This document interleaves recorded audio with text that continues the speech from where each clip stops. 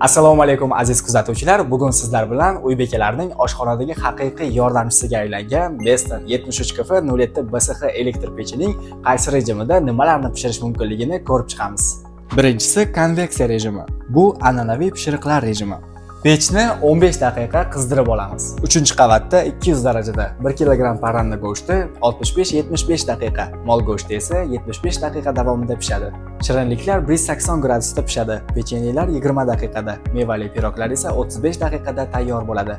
Ikkinchisi fast cooking, tezkor pishirish rejimi. Ushbu rejimda pechni qizdirish shart emas. 250 gradusda 2-qavatda 12 daqiqada pitsa tayyor.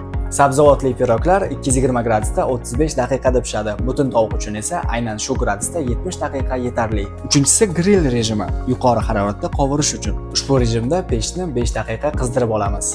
4-qavatda mol go'shti steyki 20 daqiqa, gamburger kotletlari 10 daqiqa va sendvichlar esa 3 daqiqa turadi. Dengiz mahsulotlari uchun 10 daqiqa va sabzavotlar uchun esa 15 daqiqa yetarli. 4-si multi cooking, bir necha qavatda pishirish uchun. Ushbu rejim bilan bir vaqtning o'zida pizzani 220 gradusda 20 daqiqa ichida, kartoshka va tovuqni esa 180 gradusda 75 daqiqa ichida pishirsa bo'ladi. Shuningdek, keks yoki turli kremli pishiriqlarni ham bir vaqtning o'zida tayyorlashingiz mumkin. 5-si delicate cooking, nozik pishirish uchun. Masalan, 500 gramlik pizzani 3-qavatda pechni 15 daqiqa oldindan qizdirgan holda 220 gradusda yana 15-20 daqiqa davomida pishirish tavsiya etiladi. 6-si defrosting, muzdan tushirish rejimi.